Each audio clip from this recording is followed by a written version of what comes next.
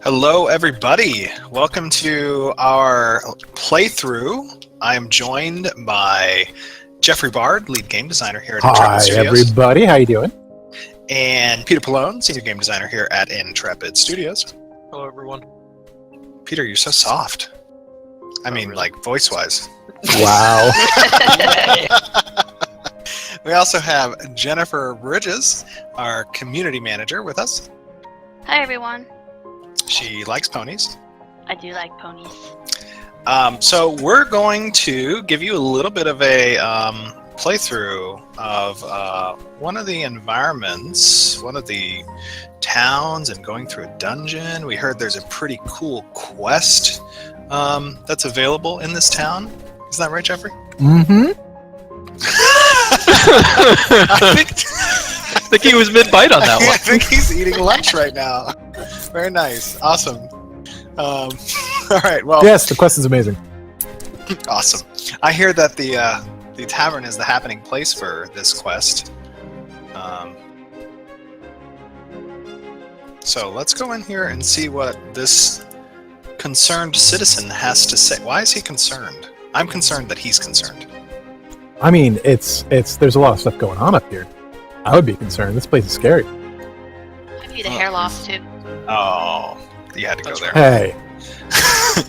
Welcome to the mighty beard traveler. Take a load off and tell me what brings you to the cold north. Are we in the north? We are in the north. We are, in fact, in the north. That's why it's so cold up here. Am I an adventurer, an explorer, or am I just trying to test myself? It's up to you, man. Who are you? I'm an explorer. I'm surprised to hear that, Steven. He says, hail then. We can always use a pair of extra hands up here. In fact, let me give you a little tip, if you don't mind. You know, I don't really want your tip. Jeez. No, I guess I'll take information he has. Excellent. Don't go out too much. And now, everybody, you guys see this. This is super pre-alpha. There is, no UI that we've really done any development of. That comes later. So we're just giving you a look at the state of our game at the moment. So take this all understanding that it is a pre-alpha look. All right, listen, buddy. Of course, I know what you're saying is awesome. Yes, the world is strange, and I wouldn't be surprised to hear it. A deer. Oh, some deer out there, apparently. I don't think there are any deer. It's a very special kind of deer. Huh. Oh, there we go. I gave him the wrong answer. He didn't give me the question. I gave him the right answer this time. You gotta really pay attention to what these guys are saying. You mean I can't just fast click through it? Okay. Sorry. Let us depart the city. All right, heading out. In search of deer. In search of the right gate. Oh, the right gate. But yeah, that's right. He said go to the north. Yep. See? So I got to read that stuff. How's your tuna melt, Jeff? Oh my god, it was delicious. Thank you, Steve.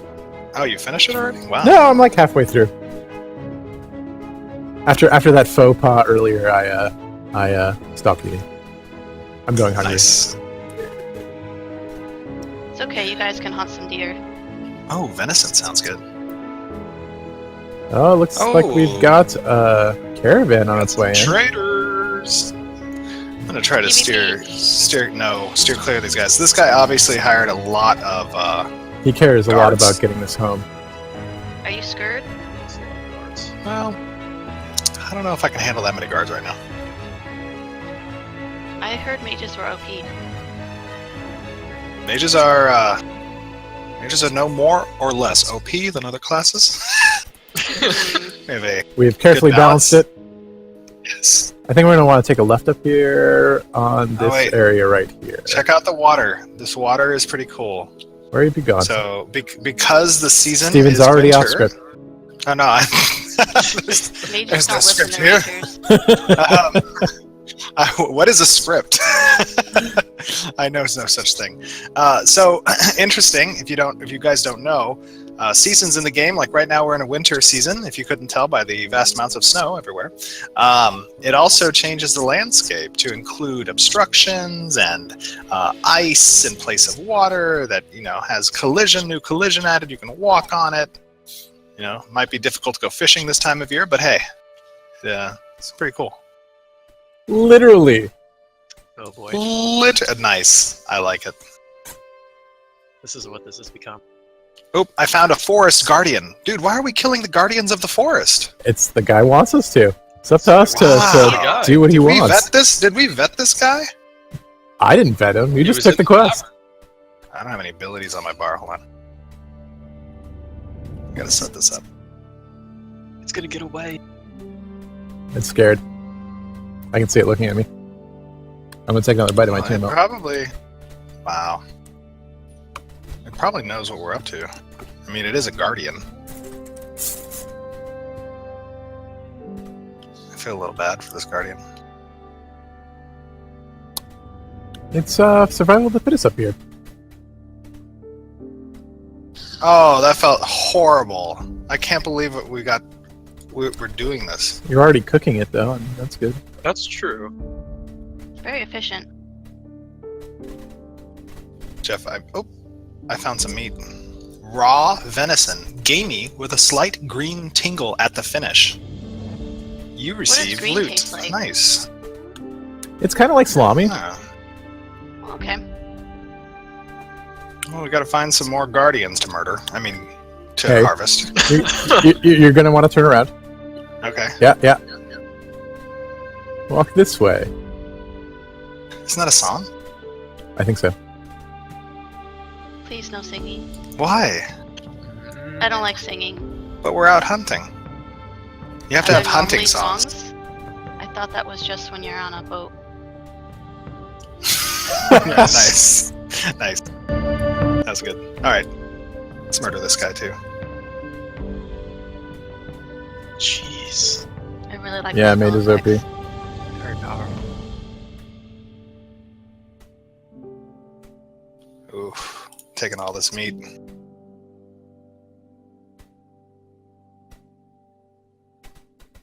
Nice crit there. Thank you. This guy's having trouble getting up this hill. Oh. I like how docile they are. They see their brethren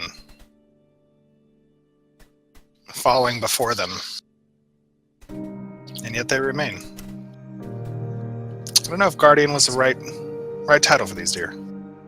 Well, once they're finished, I think they'll be appropriately Guardian-esque. Tell us what we can do with this meat outside of just this quest.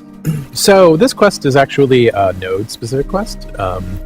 It will enable the inn to cook and provide provisions based on this kind of meat. The more players that do this quest, the more of that particular type of meal will be given to players. Or you can just take the meat for yourself. You don't have to turn the quest in. You can just examine and play with and experiment with this meat on your own. Now, you'll notice that the lore behind this meat allows players to see a little bit in the future, and that's reflected in anything being created by this meat will actually have a bonus to the accuracy stat. That's interesting. Where'd you go? Very cool. Now, what if I had the profession of cooking, and I had my Freehold set up to cook and whatnot? Then you could take your meat over there, and you could start playing with different recipes at your Freehold. Don't have to do it in the node. Ah. So we should probably turn this meat in. So that the 'Cause I've node can help collected. to advance. Yeah, I've collected all 8. All right, then. Let's head on back.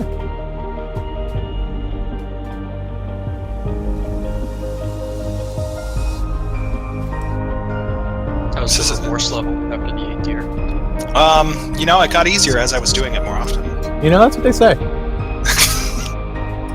The first one was really hard to bear, but, by the time I was on the 8th one, I was just like, come on, can you die already?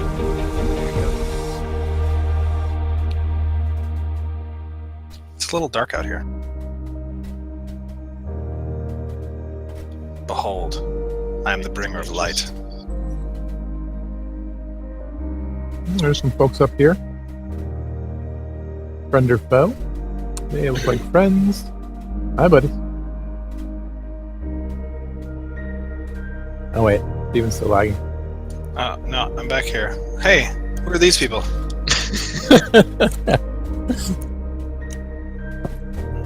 Ah, that's a nice little area.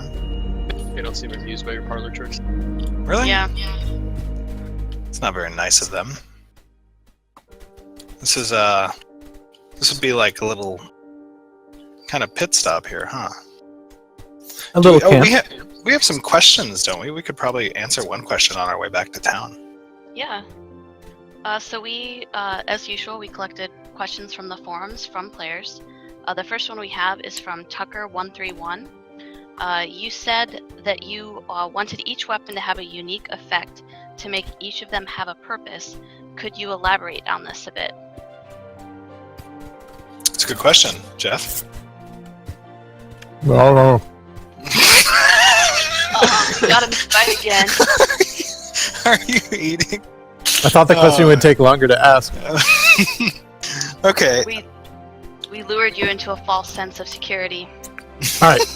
So yeah, each weapon will have a role to play in the game. We've got a couple of different axes of attributes and sort of aspects that weapons have. Some of it is along the physical and magical aspect. Some of it is on the like piercing, slashing, blunt kind of axis. And so each one of those will play a role in actual combat. So each weapon is going to have its own flavor and its own reason for being. And isn't it true that where are we going? We're going over here. You should probably follow the ranger.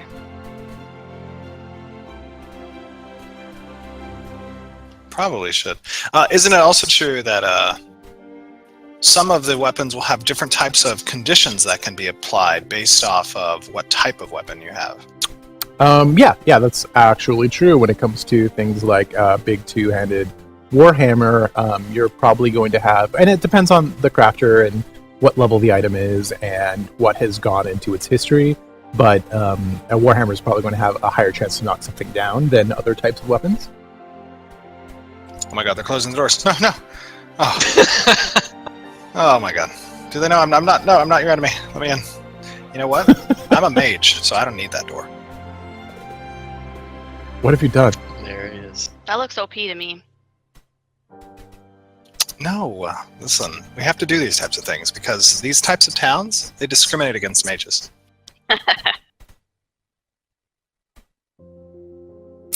Now, if you want to go and return that quest, you might want to come over here. Oh yeah, that's right. I thought we were Nice just and out there collecting venison for ourselves. I forgot it was a Well, I quest. mean, you can keep it if you want to, but All right. Hello. Oh, a fellow concerned citizen. You need not be concerned anymore, concerned citizen. Ah, very good. He has now more than enough meat to cook with, and see if he can tell the future. I believe I'll take this bow. Thank you, sir, and farewell. I have received the Green Seer's bow. nice. I hear that's Awesome. pretty powerful. Yeah, you guys don't have this bow, do you? No, I do not. It's probably something you might want to look into there, Ranger. I think I've got a good enough bow right now. Oh, okay, good. So, I should probably stop by our Freehold and put this awesome loot in the Freehold, right? You've got a freehold set up already? Yeah, it's actually like nearby, and it has a beautiful view of this town. Well, you're gonna have to Actually. show me because I don't know where you live. Oh, that's unfortunate because I don't think I know where I think live I know either. where he lives. So I'm sure. Show me, friend. It's too bad that giant beach ball isn't here anymore. Oh, I know. What You happened can to kick the it beach around. ball? I removed it for this build. That's Aw. sad. All right, what other questions do we have, Jennifer? Alright, the next one is from Baconstein. Could we Any see- relation to Michael Bacon? Maybe. I don't know. We We'll should have to ask them explore next that time. further. Yeah. Could we see an in-game open-world proximity-based voice chat on release or ever? Proximity based? Probably not. But we are including a group and raid. Oh, welcome to my Freehold. A group and raid based voice over IP that players will be able to use. Okay, rad. Look at this, man. I've got this like furnace thing going on over here. I got another furnace thing going on over here. Yeah, someone's A lot spec of for fires. crafting. Yeah, I'm a major crafter. Oh, I welcome. get it. Welcome to my home. Oh, you can come in now. Oh, I should put it in this chest. Very cool. You know what? I don't want to put it in this chest, actually. I think we might need this for later, so I'm going to keep these things. You could Thank just you, give it chest. to me. No. Oh, and I am alrighty. Someone's a hoarder. Door open sesame. I don't think that works. Did Yeah. someone break the door? Oh, I made it. I'm out. Did you break the door? Oh my god. I can see I you think inside. He's flying I inside. made it. I made it. I made it. He's like a trapped Get bug. I need to get those locks checked out. My arcane lock isn't working as well as I thought it would. Or it's worked too well. So, actually, I think the reason we came down to this town was because we heard about a dungeon nearby. Yeah, I heard it's over to the west here. If we keep going along this path and we bear to the left, I think there's a dungeon entrance. Alright. Did we hear anything about this dungeon in specific? I heard it's water aspected. I hear that it's infested with undead, so we should be prepped for that kind of population. Hope you got your fireball spells. Oh, I got some fireball spells. What other questions do we got? Sure, so the next one is from Northy. You mentioned there will be multiple armor slots. Does this mean there will be separate arms, chest, and leg pieces in addition to gloves, boots, and headgear? Or are they made more along the lines of separate upper body and lower body pieces that you can mix and match? More to the former. It's going to be chest, arms, hands, wrists, legs, feet, back. I think head. I think that's all of them. So pretty Belt? traditional then. Wait, hang on. Yeah. I'll just show you my equipment list. See, there it is. Yay! So you can see all the different slots that we'll have. There's a For bug now, going that on might for you change. guys. Oh my god. There's a- Don't there's kill it, no! An autumn wrath. You missed. I hit it. Well, Tell me that the road was going to be dangerous. not long for this But it world, was cute buddy. and fluffy. Not anymore. Oh wait, I can show. How do I show my character? Oh, you guys are going to die. Oh, let the ranger handle it.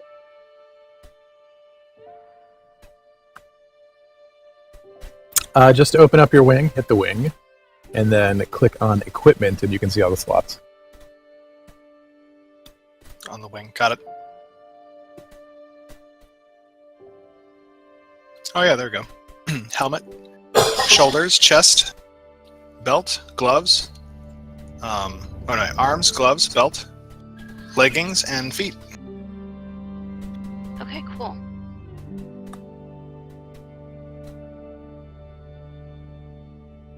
You're all glowy now, Ranger. Oh no, not again. Very powerful. Very powerful. Just powering up my power shot.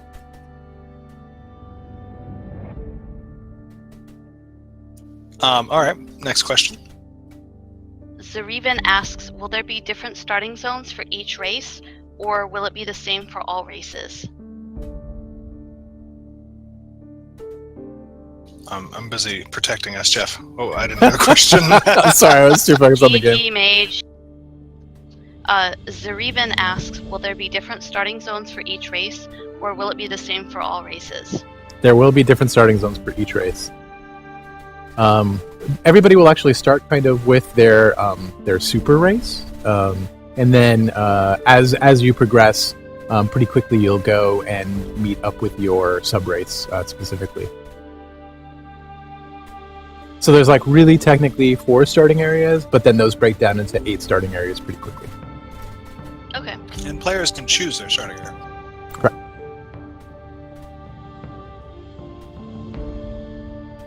Alright, next one. Zero Tragedy asks, can you use your freehold as a ranch for marketable purposes? For example, breeding and raising livestock. You mean breeding and raising somebody else's livestock? Without being able to ask specifically what they mean by that, I'm going to have to say probably a little bit of yes and a little bit of no. If you want... I mean, like, raising chicken and cows, would you be able to do that and then have those chicken and cows make milk, eggs, etc., and then you'd be able to sell those items? Oh, yeah. Yeah, if that's what they mean, then yeah. I was thinking in terms of like, oh, I have a farm.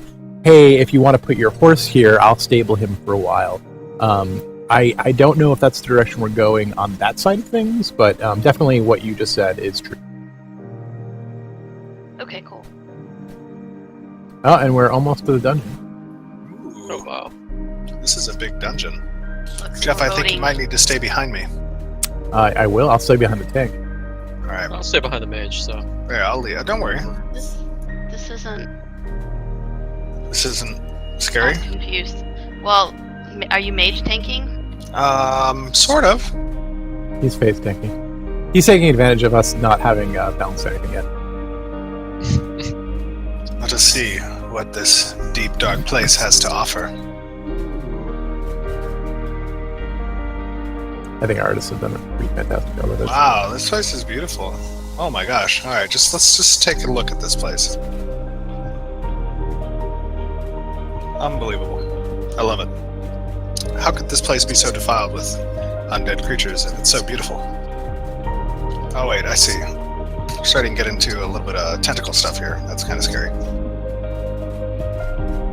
Like I said, I think it's just water aspected. You know, whoever was here before probably was really into the sea and the ocean. There's an unriven ranger. There's something up ahead of us. You may want to... Oh, I hear There's loud... also something behind you. Loud noises. Oh, something's attacking something. Do Do you want to log out here? Because... I want to log out here? Yeah, log back in. Am I messed up? Yeah. Alright, I will log back out and log back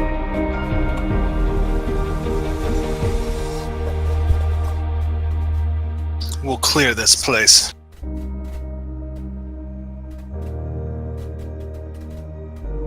Oh, those guys are spooky. Oh, it hurts.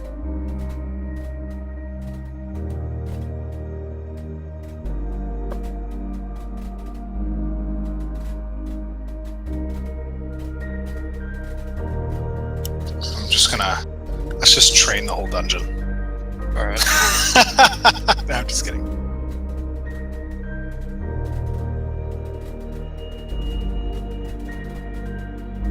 Yeah, take that, Ranger.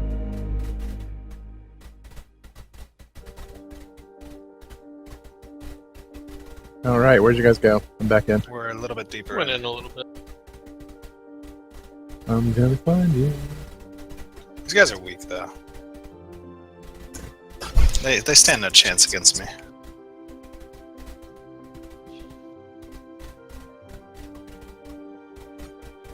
Alright, to keep the questions going, Twist asks, will weapons be locked to particular classes? For example, tank have to have a shield, ranger a bow, etc. Or are weapons just slot set as if you want to be a two-handed wielding rogue, you can? Yeah, for the most part, weapons are class agnostic. But what you'll find is that some classes naturally align with certain types of weapons better than others.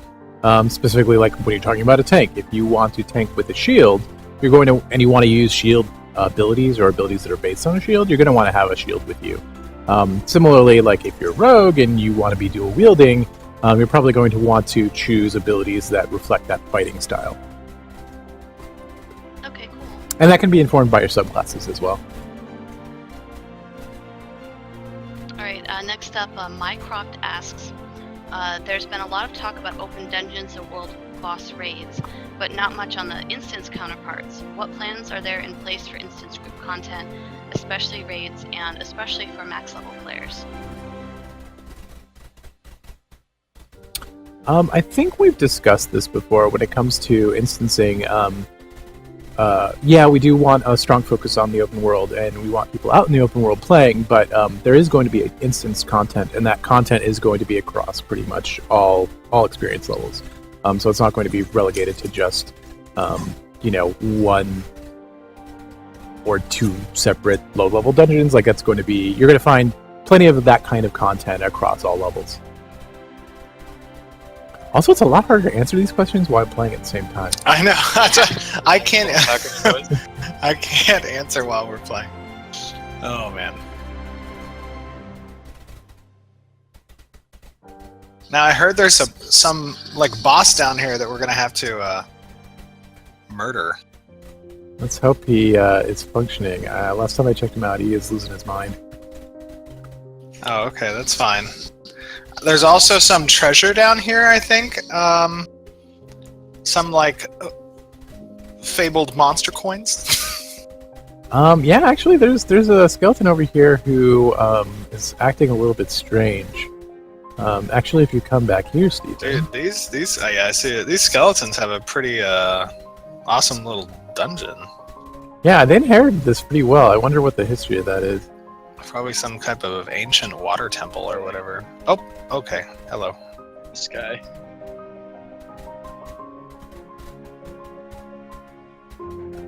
Alright, you guys keep him occupied.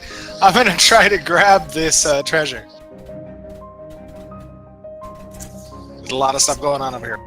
Wow, Ranger, also OP.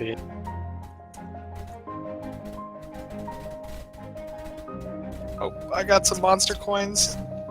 Oh, did you? I want to get some monster Did you? coins. I didn't get any. I think we gotta talk to this guy. I got one. I'm gonna use my monster coin. I hear there's some event going on. It says Twisted Rabbit. This is a Twisted Rabbit coin. Nice. Yay, bunnies. Uh-oh. Oh god, what's happening? And I'm a rabbit. Oh my gosh. You're adorable. Where are those guards at? Where did you guys get coins? I just did. And I'm using it right now. Oh, I'm a rabbit too. I don't see where you are. Where are you? Oh, Hang I on. see you. Where are you? Oh, yeah! And We're gonna wreck this just town. To be clear here for people watching, the way they're doing this is not going to be how it will work in Right. the game.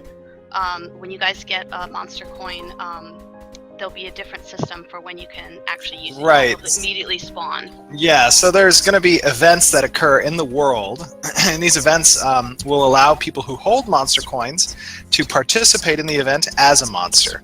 The events are going to run regardless of if people participate as a monster or not. The AI will take over by default. But if you have a coin, you're able to participate as a monster. There's 3 different tiers of events. There's Legion level, there's an Elite level, and then there's the Epic level. Where's Peter? I don't know. Didn't receive it. You didn't get a coin? Did you talk to the guy? I did. Did you? Dude. Did you really?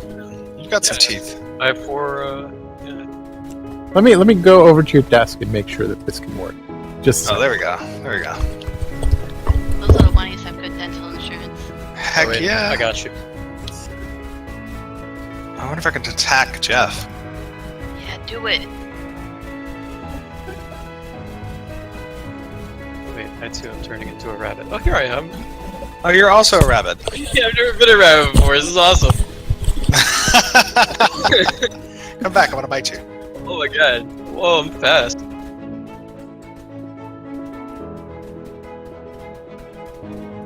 And we're rabbits. Gonna go live the rabbit life.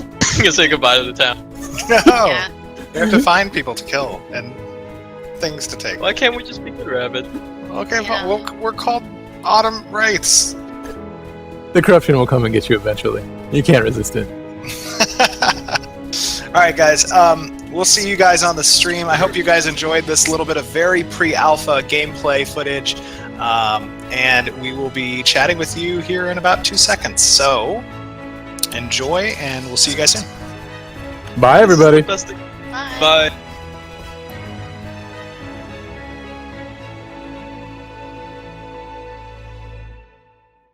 Hey everyone, this is Stephen Sharif, Creative Director here at Intrepid Studios.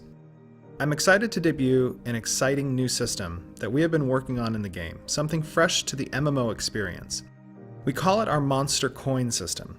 You're about to see what the system looks like in its pre-alpha state, and I'd like to explain a little bit of how it works.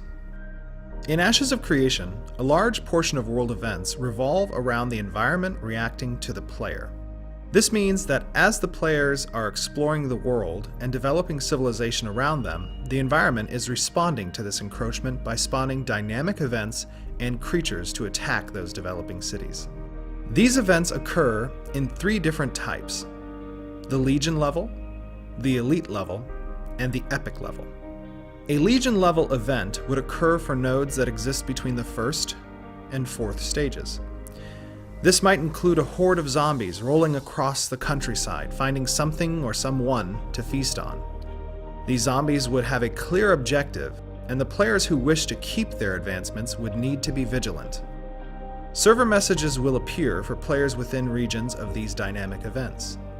An Elite level event would occur for nodes that exist between the 3rd and 6th stages. This level of event would include something along the lines of what you are going to see in this video: a dungeon level boss and his gang of cohorts coming out from the dens of their deep, dark delves. With clear objectives, these creatures will look to pillage the lands you have settled, destroy specific centers of activity, and leave destruction in their wake. Finally, the last event level is the Epic one. This level of event occurs randomly in the world, as well as in realms where nodes have advanced to the 5th and 6th stages of development, our city and metropolis stages. This would be a legendary boss, awoken from their long and deep slumber, a mighty dragon perhaps, whose sole purpose is to plunder, to punish those who have summoned his malice and hate. Now for the reveal. We have designed a system that allows the players to participate in these events as the monster. Our monster coins will let the player succumb to the darkness inside their soul and inhabit one of these monsters in the game. With clear objectives outlined during the event, your performance entitles you to unique cosmetics. And while no drop can be taken from your corpse should you fail, the defenders are rewarded by advancing their node and by gaining unique cosmetics themselves. Enjoy this small preview of pre-alpha footage with myself and some of my designers playing with the system. Thanks for watching, and I hope you'll join us on our Kickstarter. Get over here. Get into my belly. Those horses are so much bigger, though. Eat the horses, not the people. Oh god. Alright, only 4,900 more fireballs. We got 'em. You are like ants to me.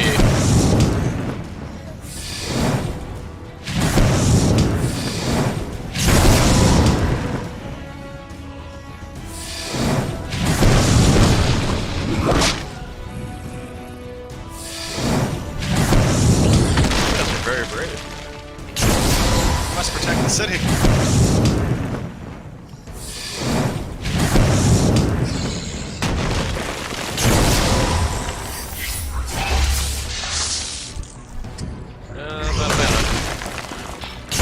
Not a mana. And I'm dead. I'll kill all of you.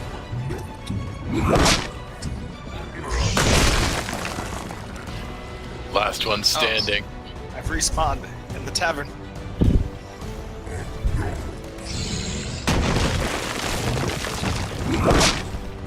I have pretty good armor. Oh, You wow. just exploded me. Yeah.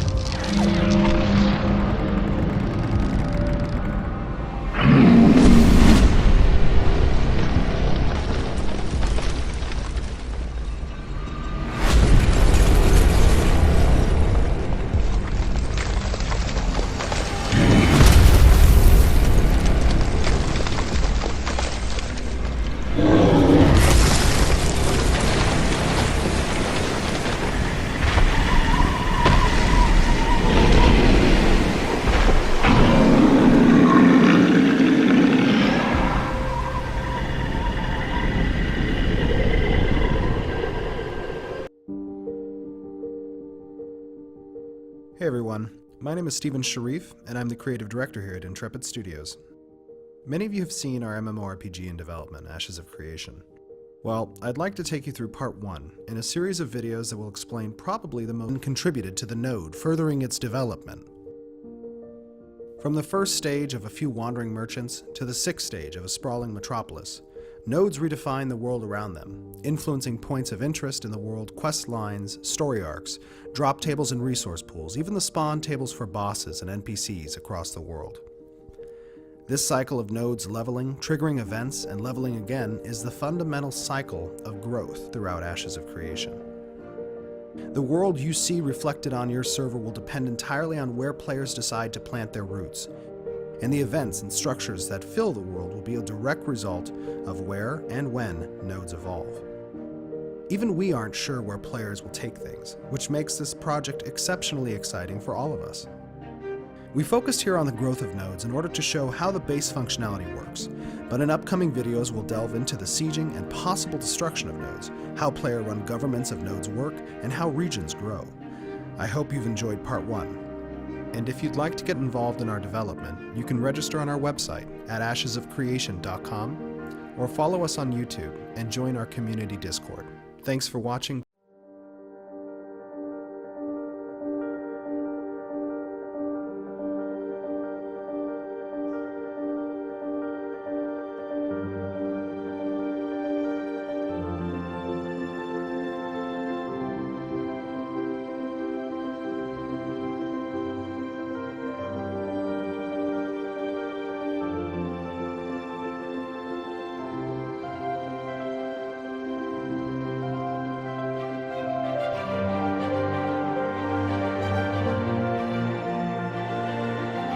Hey guys, my name is Stephen Sharif, and I'm the creative director here at Intrepid Studios. We're working on an upcoming MMORPG named Ashes of Creation, and I'm pretty excited to share with you today on this Kickstarter what we're all about.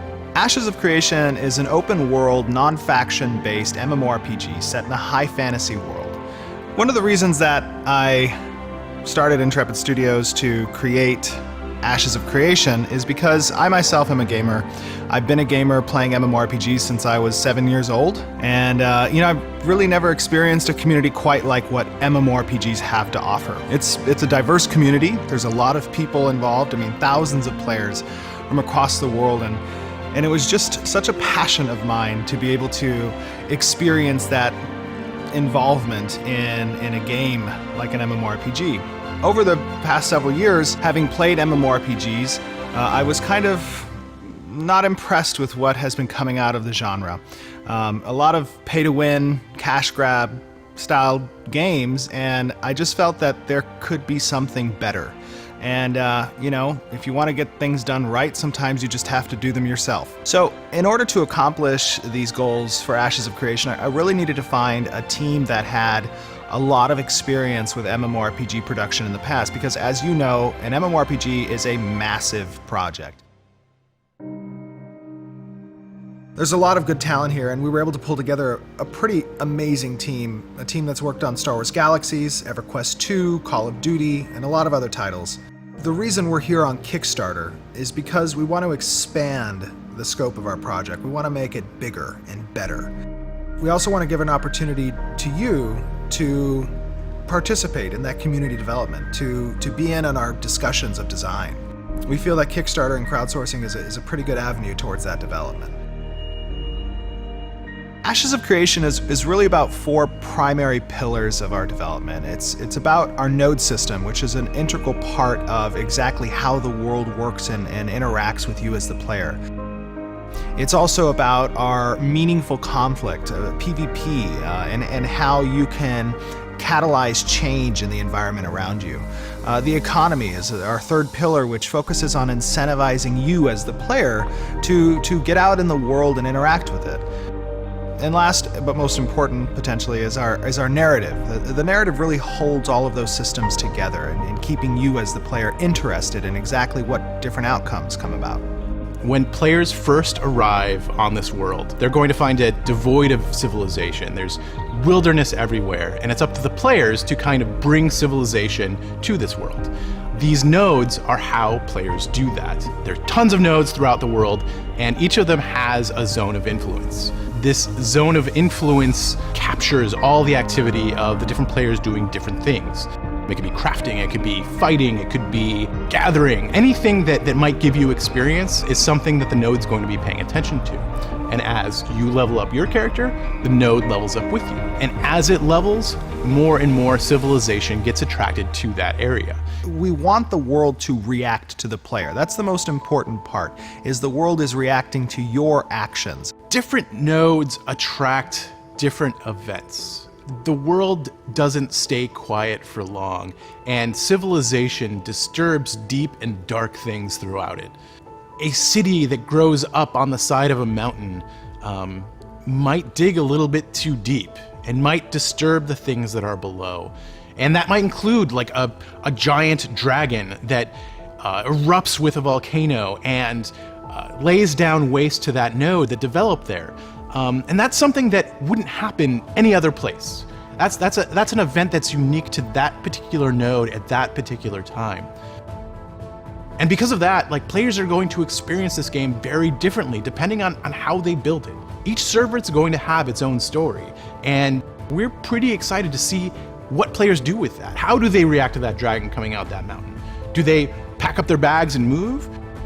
Or do they decide to fight it, to gather all of their friends and take down this monster because this is their home? So that's what differentiates our game from most others. It reacts to what the players do. It reacts to the player's decision.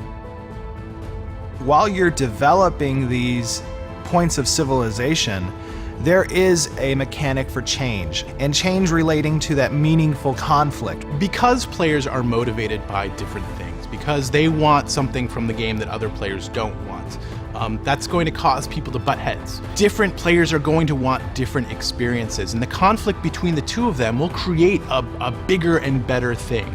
Out of strife comes rebirth, and that's a core symbol, it's a core theme that occurs throughout the game. Our castle system, our sieges against nodes, the caravan system, battlegrounds that exist, guild wars. We want there to be a meaning to this conflict. We want players to actually have some skin in the game when it comes to participating in PvP. If you own a home in a node and you don't want to see that home destroyed, you need to defend that city. Risk versus reward is what gives you that adrenaline. It gives you that meaning to participate. So what drives you as a player in the game? For a lot of people, it's the economy, and that's why it's our third pillar. We really want the economy to incentivize you to interact with other players, to get out there and get resources to develop the world. We've regionalized our marketplaces. We've regionalized our warehouses. It's not just one global auction house like a lot of games kind of throws the economy to the side. I wanted to emphasize economy. One major feature in our economy that differs from most fantasy-style MMOs is that we're not approaching it from a global scale. Rather, we're trying to carve the world up into regions and make each one focus independently, while of course at the same time working together. The global auction house isn't something that you're going to find in our game at the early stages, or maybe ever. Rather, you're going to have to go to a town, you're going to have to buy, sell, or gather whatever you want. What this creates is a competitive advantage, much like we have in the real world. Some towns, some areas are going to be better at certain things, some are going to be worse at some things. But the important part is that you get to play a role in who's better at what and who's worse at what. And if you want to be better at something, we're giving you the opportunity to become better at whatever you want. Creating those regional marketplaces, regional warehouses, we've incentivized the transit of goods. If you want to create local marketplaces or you want to create a local economy, you can do so because that mithril mine is nearby, and it's not found somewhere else. The caravan system is what allows you to transit goods to other marketplaces. The economy is usually something that happens in the background of other games, and from day one, we knew that the economy was going to be something really important to us. The fourth pillar in Ashes of Creation is our narrative, the story, and how it relates to you, both as an individual and as a member of the greater community. In Ashes of Creation, we've got three main ways that we're going to be telling the story. One is tasks, one are events, and the final one is our overarching narrative. The narrative is going to be where you find most of the story. Each server will tell a different story, and this story is going to be told by the players. You're going to experience things differently when it comes to what bosses you've encountered because of how the world develops and how you have developed it. The node system is going to be what drives what storyline branches players experience. Different NPCs are going to be attracted to different nodes. There's going to be different protagonists and antagonists based on how players build their world. It's all going to relate to the same basic story, but you're going to get different viewpoints on different servers, and you're going to find different bad guys on different servers. It's all going to depend on what players uncover, how they uncover it, and when they uncover it.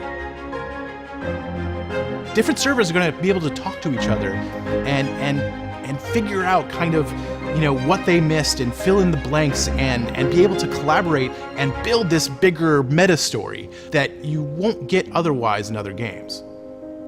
So with all of these four main pillars of design, you'll notice that it's really hard for us to talk about any one of them without talking about all of the others. And that's a very core part of our design. It's really important that all of these pieces fit together really well and that they create an engine that allows people to keep experiencing new things.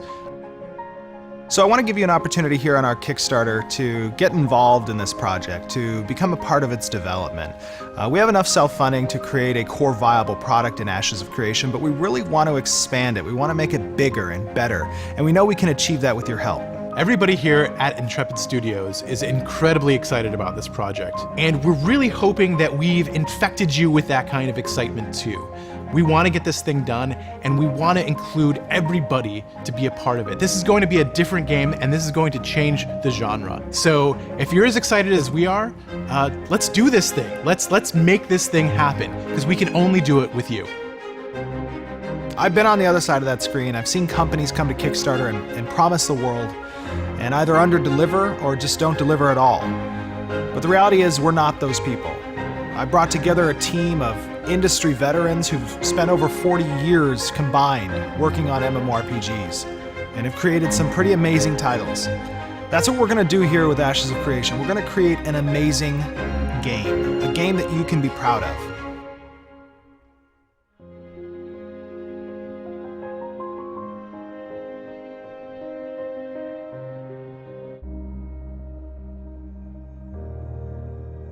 Hey everyone, this is Stephen Sharif, Creative Director here at Intrepid Studios. Welcome to Part 2 of our Node series. If you haven't already, I'd recommend you take a look at Part 1 in our 4-part video series on nodes. It's a great introduction to the system's overall purpose and design. The metropolis, the pinnacle of civilization. A symbol of the power and ingenuity of the people, it is wilderness conquered, mastered, and remade in your own image. The metropolis is effectively the culmination of the node system. It's the biggest thing that players can bring into being and the final level of civilization's development on this forgotten world. The metropolis requires a large amount of resources to develop and maintain, and because of how nodes relate to one another, there can be no more than 5 in existence at a time. So you might naturally ask, what does it do? To answer that question, we need to know what civilization offers in general. Every stage of a node's development comes with additional services and benefits, and these services really start to pick up at Stage 3, the village stage. One of the foremost services that a node offers is housing, and through that, citizenship. And citizenship is a big deal. There are 3 primary means of acquiring housing. The first is our in-node housing. It's here that players can begin buying static housing. These buildings belong to the node, and as a node levels up, the housing levels up with it. A player will be able to purchase a small one-room house at the village stage. When the node advances up to a town, so does that house. The owner enjoys the benefits of a suddenly larger home. His property size increases, his house is located more towards the center of town, and the square footage of his home has gone up considerably. There's new property available at the town stage, but this new property is more akin to what was available at the previous stage, small and modest. Now when the node advances up further, this time to a metropolis, this all happens again. The player's house, already sizable, grows into a mansion. The number of mansions in a metropolis will be the same number of small homes that were available in this metropolis's village stage. Only those houses that existed at the village level will ever become these main street mansions. So effectively at each stage the node advances, you will see the existing homes advance as well. This makes getting in early for a node pretty important, and introduces a real estate aspect to owning in-node property. I know what you're thinking, and the answer is yes, you can sell these properties. These in-node housing options are at a premium, and we expect these to be hotly contested. But if you want to be a citizen, and there are no more in-node housing spots available, you do have some options. For instance, at the town stage and above, your node's politicians will have the option to open up instanced apartments. These are internal-only spaces which can be decorated to your desire. Different price points will offer different sized apartments, and apartment rentals will also offer citizenship. They won't have external spaces to build out, and they aren't quite as prestigious as in-node housing, but they'll still offer some housing functionality to those who really want to be a citizen of a specific node. The final type of housing available are our freeholds. These plots of property can be built anywhere within a node's zone of influence, and only after a node reaches stage 3. These are sizable plots of land that all sorts of structures can be built on. Inns and taverns, forges, smelters, lumber yards, mills, stables, are all things that you might find on a freehold. These plots of land are where a player can really get creative with their buildings. Because they're built within a node's zone of influence, they grant citizenship as well. The larger the node, the bigger the zone of influence is, which means more freeholds can be built. As you may know, nodes have 4 different types: scientific, economic, militaristic, and divine. These types unlock different buildings at each level of a node's progression, contributing progressively larger benefits at each stage of a node's development. At the metropolis stage, these benefits are so wide-reaching that a scientific metropolis will feel very different from an economic metropolis, and a divine metropolis very different from a militaristic one. Not only will these cities feel different, but the regions these giant cities belong to will feel different as well. Different types of metropolises will have specific ultimate bonuses. For example, a scientific metropolis will offer fast travel to nodes within its zone of influence. This is big because there is very little fast travel in the game. A world with even just one scientific metropolis will feel and act much differently than a world without it. Similarly, an economic metropolis brings world-changing functionality to the table. Normally markets are local, and players can buy from and sell to only players who are in the same node. Economic metropolises break that convention, and they have the capability to build a market that integrates with all the nodes in their zone of influence, providing for a far larger market than any other metropolis could hope for. Divine and militaristic nodes also break world convention in one way or another. In other words, everything changes once a node reaches the metropolis stage. Along with those benefits, node type also determines the type of government that a node has. The most traditional government comes from the scientific node, which allows the citizens to come together and choose their leaders. The divine type allocates its leaders through service-oriented quests, quests that directly help others and their node, quests that prove their faith and dedication to the node. Economic type governments are run by an elite oligarchy. These positions can be bought and sold, so if you want to rule an economic type node, make sure your coin purse is heavier than your competition. Finally, the militaristic type is ruled by combat. Whoever are the last ones standing have proven their worth to lead by iron fist and sharpened blade. These warriors can only be removed from office by citizens who are better and more bloodthirsty than they. Once a leader is chosen, they have a lot to do. Outside the basic services that a node provides, leaders must choose what other service buildings to construct, which means they should have a clear plan for what they want to accomplish during their tenure. Some buildings might simply provide a zone-wide bonus to their citizens. Others might provide expanded markets. Some may increase a node's ability to defend against a siege. There is only so much space for these kinds of buildings, so the leadership will need to choose well in order to keep their citizens happy. Along that same line, leaders will need to tax their populations to provide these services, to construct these buildings, and to keep node atrophy at bay. Too much and their populations will abandon them. Too little and the node will decay and delevel. Savvy leaders can supplement their node's income with trade routes and trade agreements with other nodes. Be sure to provide some armed escorts for those caravans. Absentee leaders need not apply, as every leader can be replaced in the next election cycle. Citizens and only citizens reap the reward of the metropolis, gaining the benefits that their taxes pay for. Additionally, citizens can gain titles according to their position within society. Most of these are reserved for those who have been with the metropolis longest, but latecomers can earn their way to the top with enough effort and guile. Only citizens can participate in government and the different election processes. If their leaders have built marketplaces, citizens can set up shop there by purchasing time from the city and paying taxes on the goods they've sold. In Ashes of Creation, what is built can be destroyed, and metropolises are no different, but we feel that the effort to destroy something must be equitable with the effort to build something. Because of this, the higher level a node is, the more difficult and challenging the task of initiating a siege becomes. That means that sieging a metropolis will be an act of epic and world-shattering proportions. The success or failure of that siege will be written into the history books and likely impact every person on that server. Should it succeed, the metropolis will be deleveled or even destroyed, erasing the global benefits that it once provided, while at the same time opening up the opportunity for another node to take its place. Maybe one of a different type, maybe one led by a tyrant, or maybe none at all. Should that siege fail, that means that the hopes and dreams of the attackers, who should be legion in number, have been thwarted, and the status quo will endure.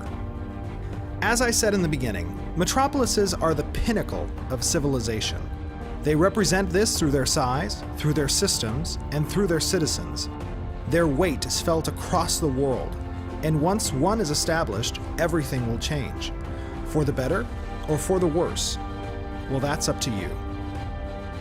I hope you have enjoyed this overview of the metropolis. We have so much to share with you about Ashes during our development. Everyone here at Intrepid Studios is so appreciative of the support that you all have shown us, and it means so much to have you with us along the way. Please subscribe to our social media outlets and make sure to register on our website for updates. Our Kickstarter begins May 1st. We look forward to building Ashes of Creation into the MMORPG that we can all be proud of.